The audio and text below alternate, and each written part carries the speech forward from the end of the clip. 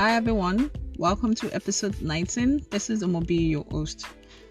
For today's episode, we're going to be looking at trade facilitation under the AfCFTA agreement. Trade facilitation is basically the simplification and harmonization of international trade procedures. That is simplifying the practices and formalities involved in collecting, presenting, communication and processing data for movement of goods in international trade. That is basically simplifying the processes involved in trade procedures. That's simplifying the processes at the border, so for speedy and efficient service, and of course to reduce unnecessary costs associated with the procedures for international trade.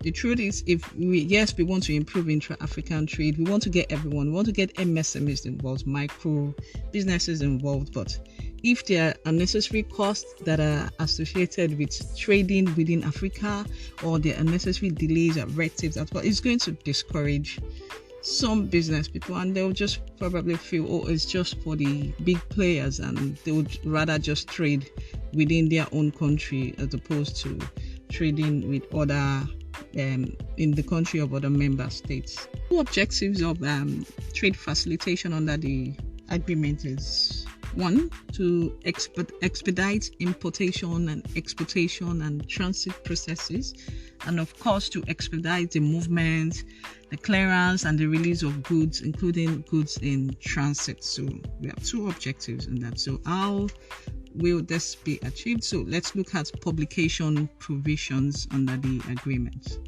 State parties are required to publish on the internet non-discriminatory and easily accessible information related to the following. So I'll just talk about three. The first one is description of, they need to describe the procedures and practical steps needed for importation, exportation and transit, and of course procedures related to ports, the practices at ports, airports and other entry points. That needs to be stated, that needs to be described as well, and all the required forms and documents. So that means basically everybody should be able to access that information. Even if you are not necessarily conversant with international trade, you should be able to access that information, and you should understand, okay, I want to import into one of the member states. Let's say I want to go to Togo. What are the requirements for exporting from my country into Togo? What I can easily go on the internet and read it, because that I don't need anyone to interpret that for me, because it has to be easily accessible. It shouldn't be complex. It should be clear for everyone to be able to read it. I just remember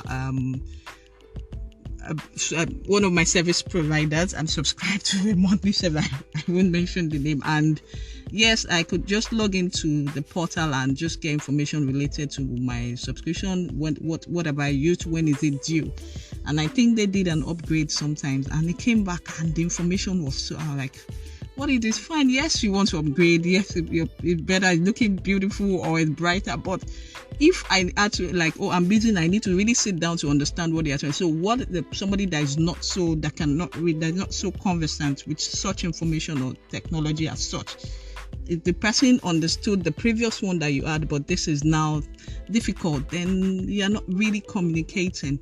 So this is one of the requirements under publication. Describe your procedures and processes in a non-discriminatory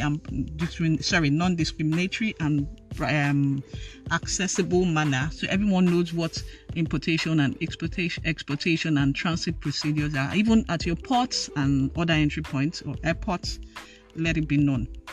Then the second one, you have to provide information on your documentation and data that is required to be completed for importation and exportation. So if I want to export into Ghana, I need to know the documents that I need should be stated clearly.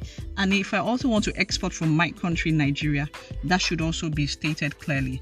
And if I want to take my goods through transit, maybe to an East African country, maybe from Kenya to another, maybe, or let's say Zimbabwe, that information should also be available on the internet, that's in Kenya, for me to get that to get that details. Then finally, the third one we'll look at is information about their laws, regulation, and procedures related to importation and exportation, and of course transfer processes should also be provided. So this is where we're going to end it for today's podcast. So until next week, we will look further into other provisions of trade facilitation. So thank you to everyone that is listening. As usual, information is basically for educational purposes. If you need expert advice, please reach out to me. Until next week, Thursday, I say bye-bye.